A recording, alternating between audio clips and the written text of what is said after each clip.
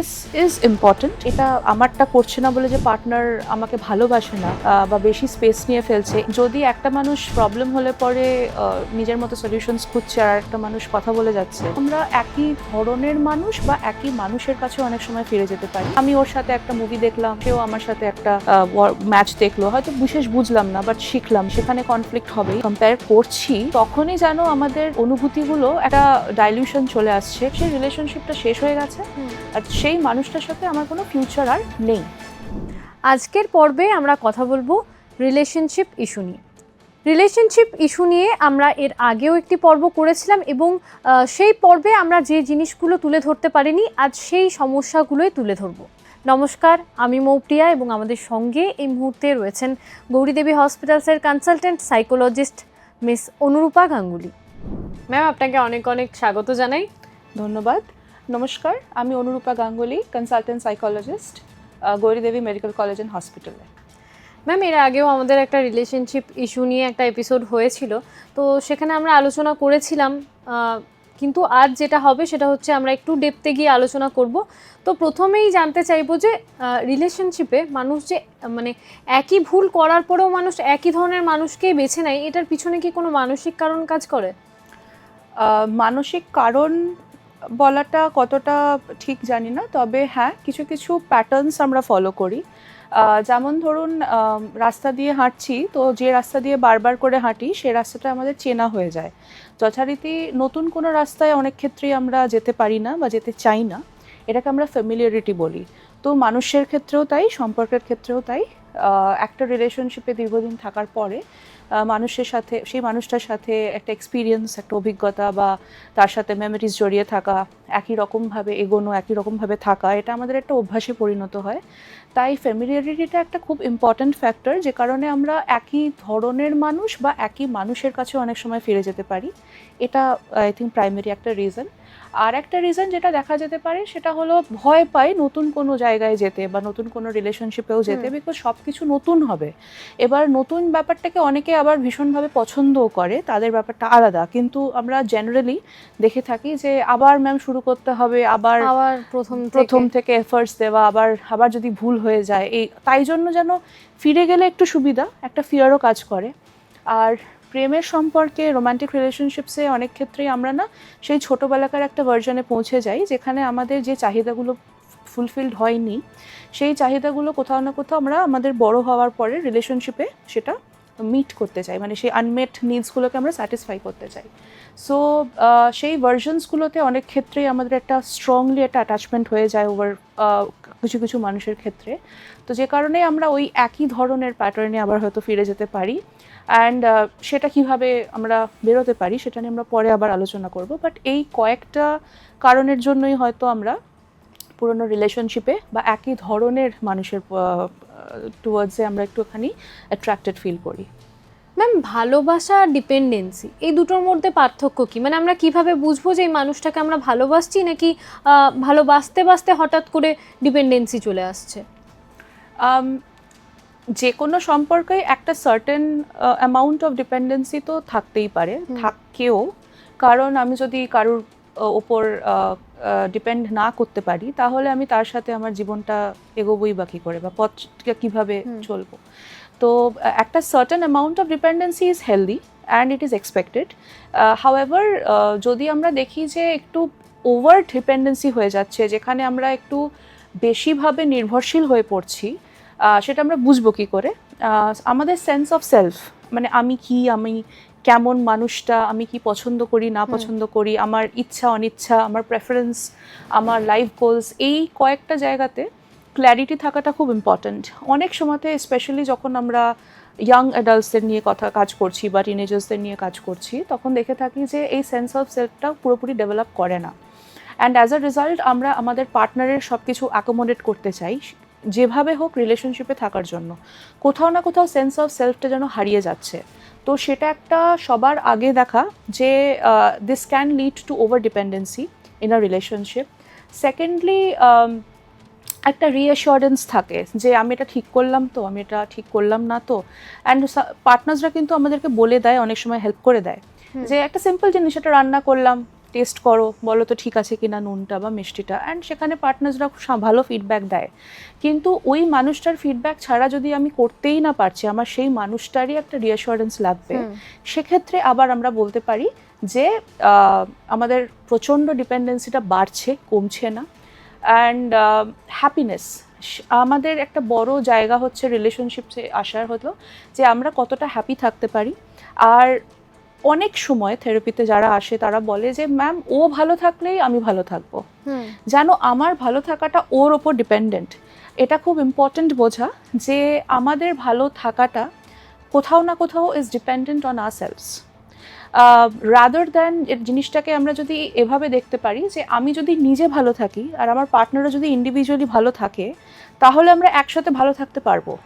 কিন্তু যদি ওর ভালো লাগার উপরে আমার ভালো থাকাটাও বা ওর ভালো থাকার উপরে আমার হ্যাপিনেসটা ইনভলভ হয়ে যাচ্ছে বা ডিপেন্ডেন্ট হয়ে যাচ্ছে, তাহলে আমি নিজের ওপরে কোনো কিছুই কিন্তু আর কন্ট্রোলে রাখতে পারছি না।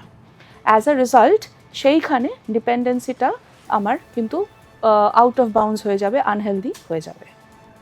ম্যাম, রিলেশনশিপে স্পেস চাওয়া কতটা জরুরি? মানে অনেক সময় দেখা যায় অনেকে স্পেস চাই, কিন্তু সে আসলে মনে মনে চাইছে ব্রেকআপ করতে, কিন্তু নাম করছে যে আমি স্পেস চাই। যদি সেটা হচ্ছে তার মানে হয়তো স্পেস একেবারেই নেই। টু বিগিন উইথ, স্পেস থাকা ইম্পর্ট্যান্ট। আমরা রিলেশনশিপে থাকলেই যে আমাদের আবারও আগের কোয়েশ্চেনটা থেকেই এটা যদি আমি টানতে শুরু করি, সেন্স অফ সেলফটা থাকা খুব ইম্পর্ট্যান্ট। দিনের শেষে আমি একটা আলাদা মানুষ, আমার পার্টনারও একটা আলাদা মানুষ। আমাদের দুজনেরই প্রেফারেন্স আলাদা হতে পারে, আমাদের হবিজ আলাদা হতে পারে, আমাদের প্রফেশন আলাদা হতে পারে, মানে উই আর ভেরি ডিফারেন্ট। কিছু সিমিলারিটিস থাকতে পারে, কিন্তু তাই বলে আমাদের সব কিছু সবসময় একসাথে করতে হবে তার কিন্তু কোনো মানে নেই। এখন যেটা আমি খুব পাচ্ছি আমার ক্লিনিকে, যে অনেক ক্ষেত্রেই দেখা যাচ্ছে যে হাজব্যান্ডসরা ইউজুয়ালি, কিছু কিছু ক্ষেত্রে ফিমেলসরাও, মোস্টলি কমপ্লেন্টস আসছে ফিমেলসদের থেকে যে ম্যাম সব সময় ওই রাত জেগে ওয়ার্ল্ড কাপ দেখছে, আমার তো কোনো ইন্টারেস্ট নেই। আমি অথচ যখন বলি যে আমার সাথে একটা মুভি দেখো, তখন এরকম কোনো ইন্টারেস্ট দেখায় না, বরঞ্চ এখন আমাকে বলছে তুমি আমার সাথে ওয়ার্ল্ড কাপ দেখো। তো এটা কেন হচ্ছে? বিকজ সামওয়্যার স্পেস কতটা নেব আর কতটা আমার ওয়াইফ বা আমার পার্টনার সেটাকে পছন্দ করবে, এটা নিয়ে একটা দ্বিধাবোধ থাকছে। এটা বুঝতে হবে যে দুটো মানুষের অ্যাক্টিভিটি প্রেফারেন্স আলাদা হতেই পারে। কারোর যদি তার পার্টনারের চয়েসেস ভালো না লাগে, সেক্ষেত্রে তাকেও যে সেটা করা যাবে না, বা আমারটা করছে না বলে যে পার্টনার আমাকে ভালোবাসে না বা বেশি স্পেস নিয়ে ফেলছে, এই ধারণাগুলো কোথাও না কোথাও হেল্পফুল নয়। সেক্ষেত্রে স্পেসটা দিলে বরঞ্চ রিলেশনশিপ অনেক বেশি স্ট্রেনথেন্ড হয়। আমরা যদি দেখি যে আমাদের দুটো পার্টনারের মধ্যে আমাদের খুব বেশি ডিফারেন্স আছে, অনেক ক্ষেত্রেই আমরা খুব কনসিয়াসলি এফোর্টস দিতে পারি যে আমি ওর সাথে একটা মুভি দেখলাম, সেও আমার সাথে একটা ম্যাচ দেখলো, হয়তো বিশেষ বুঝলাম না বাট শিখলাম, যে চেষ্টা করলাম। কিন্তু একেবারেই যদি ভালো না লাগে না, সেক্ষেত্রে একসাথে কাজ করার কোনো প্রয়োজন নেই। সে তার মতো পছন্দের জিনিসটা করতে পারে, আমিও করতে পারি। Space is important.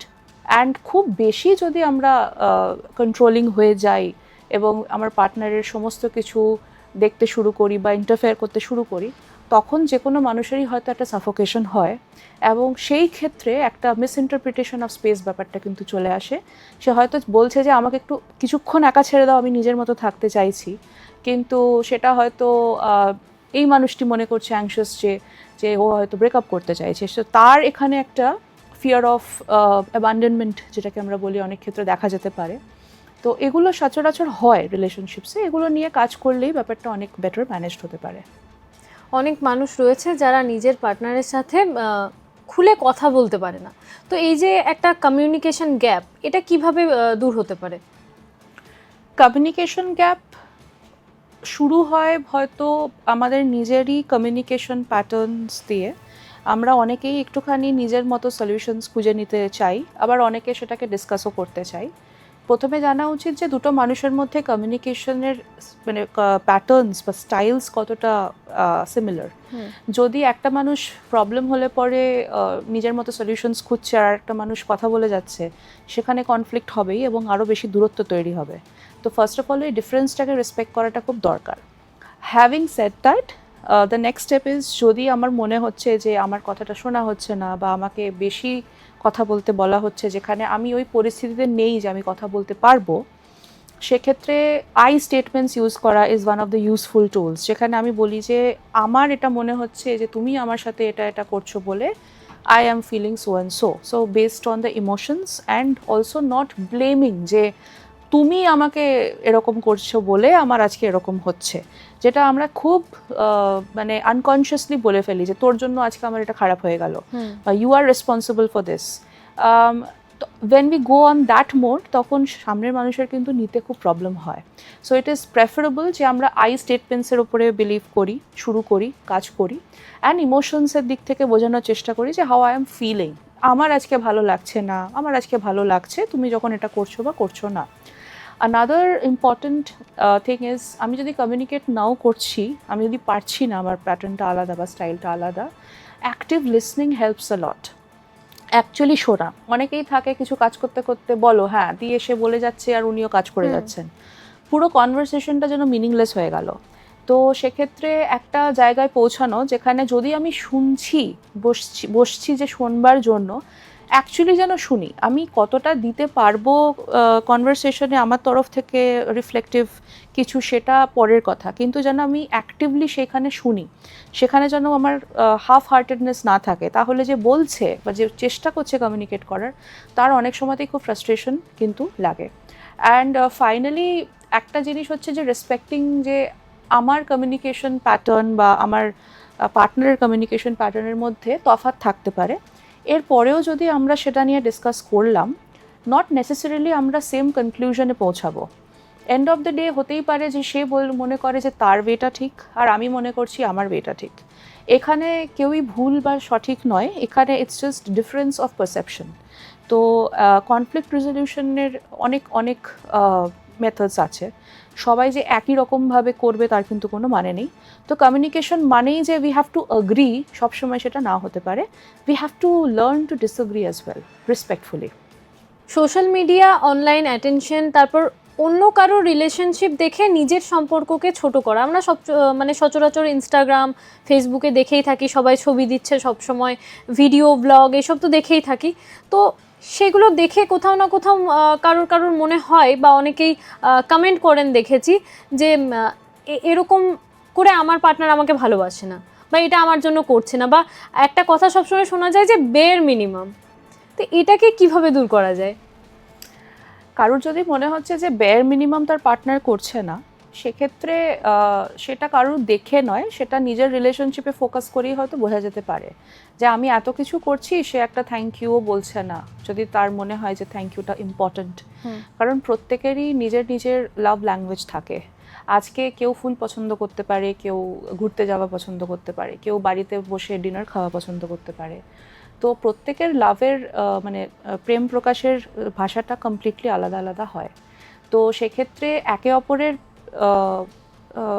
ল্যাঙ্গুয়েজটাকে রেসপেক্ট দেওয়া বা বোঝা, সেটা তো ডেফিনেটলি খুব দরকার।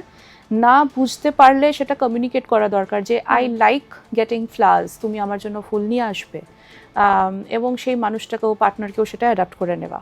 কামিং টু সোশ্যাল মিডিয়া, দেখুন একটা এমনি বিফোর সোশ্যাল মিডিয়াও তো মানুষ কম্প্যারিজন করতো।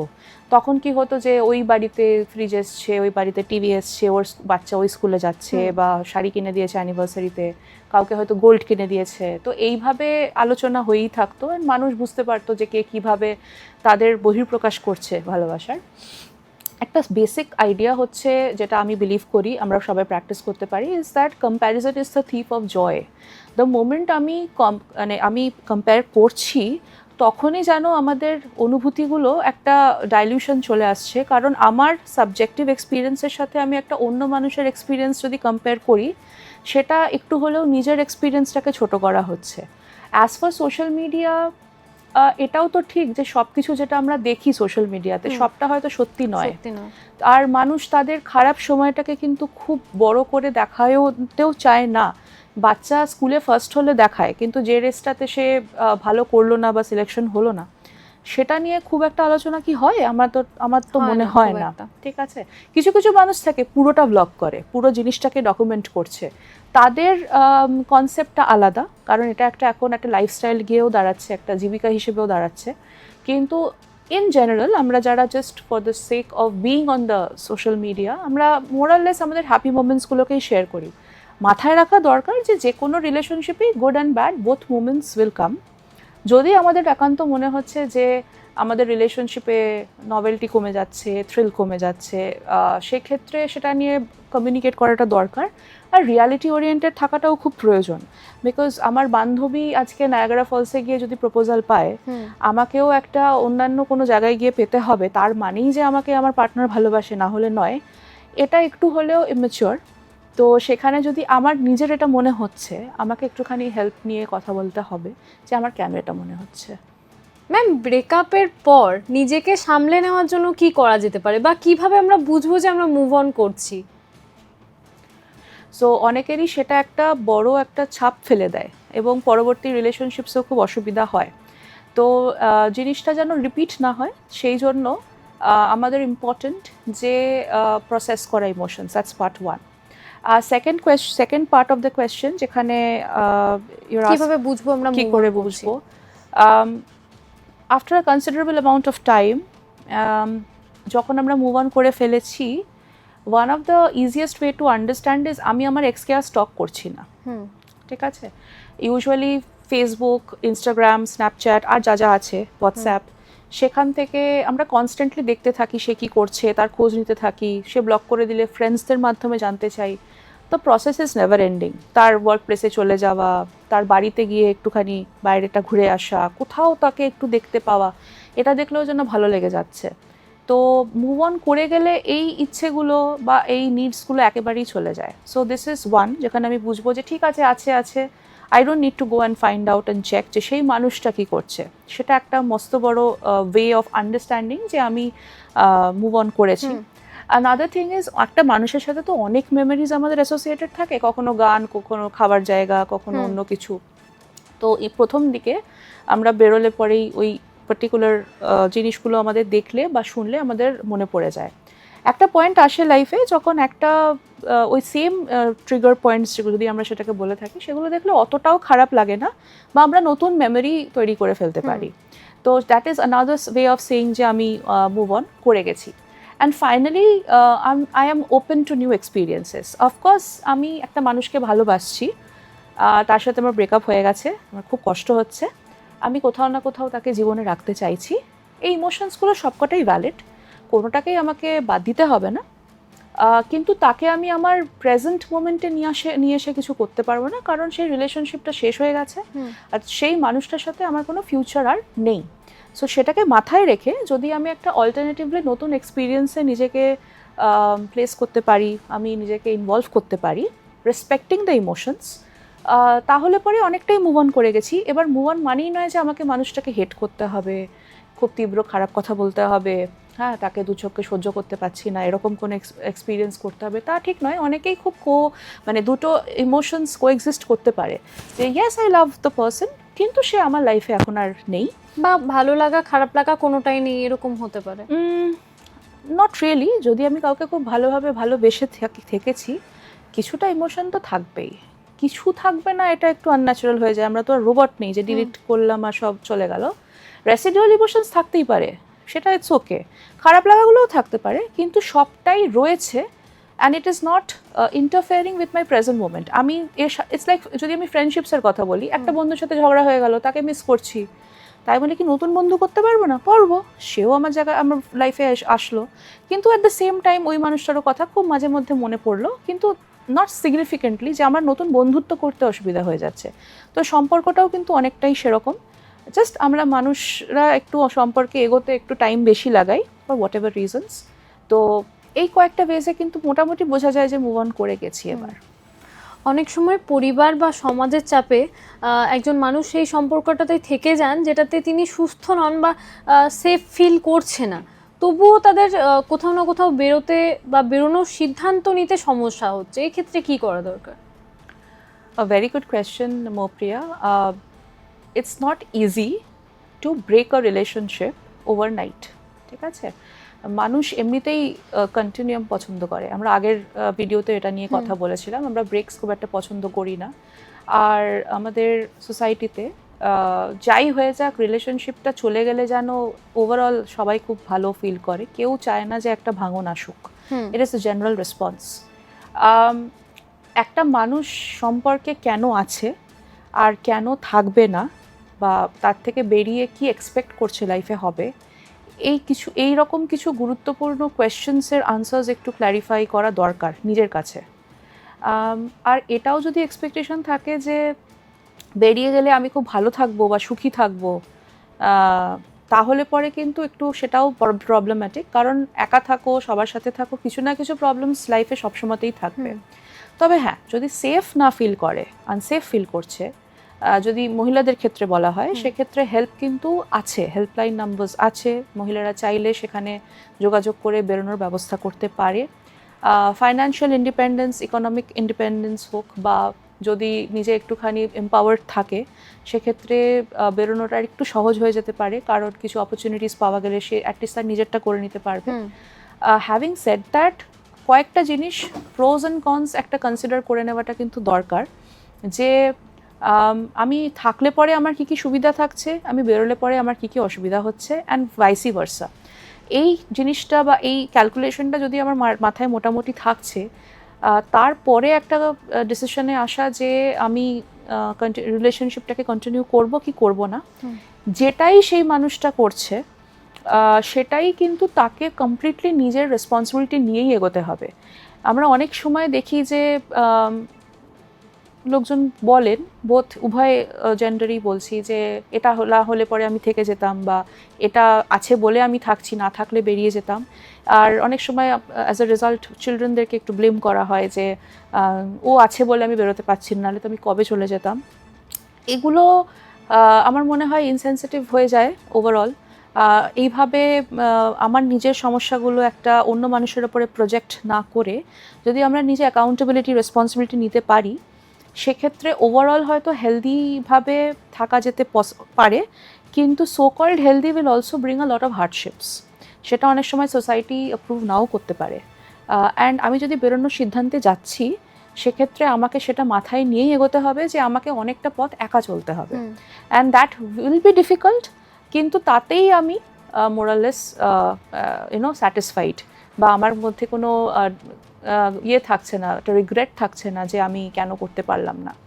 আর তার মধ্যে যদি সেই জায়গাটা তৈরি না হচ্ছে, সে হয়তো সত্যি ডিপেন্ডেন্ট অন দ্য পার্টনার, বা ফ্যামিলি সাপোর্ট নেই, বা আরও অনেক ফাইন্যান্সিয়াল কনসার্নস রয়েছে, সেক্ষেত্রে নিজেকে ভালো রাখতে হবে যেভাবে পসিবল, হেল্প নেওয়া লোকজনদের থেকে, নিজেকে এম্পাওয়ার্ড করা, নিজের পার্সোনাল গোলসের উপরে ফোকাস করা। কারণ লাইক আই সেড, রিলেশনশিপ মানেই যে সবটা আমার হাজব্যান্ড বা ওয়াইফ রিলেটেড হবে, নট নেসেসারিলি সো।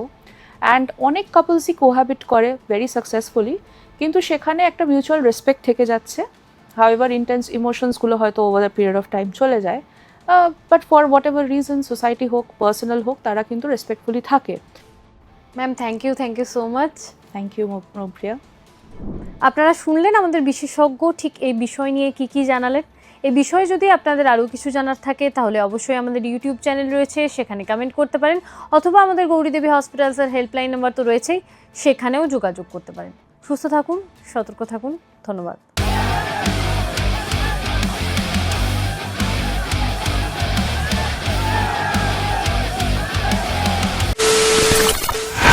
খবরের নামে প্রতিদিন সন্ধে আপনার ড্রয়িং রুমে কি শুধুই চিৎকার চেঁচামেচি খেয়ে আসে?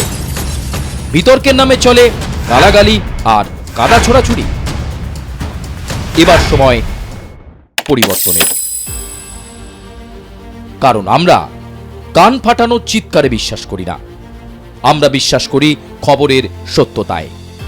আমরা কোনো পক্ষের হয়ে গলা ফাটাই না, আমরা সাধারণ মানুষের হয়ে প্রশ্ন তুলি। চিৎকার নয়, শুধু খবর হবে যেখানে বিতর্ক আছে কিন্তু কুৎসিত ঝগড়া নেই। সঠিক তথ্য, বিশ্বস্ত খবর। নজর রাখুন আর প্লাস নিউজে।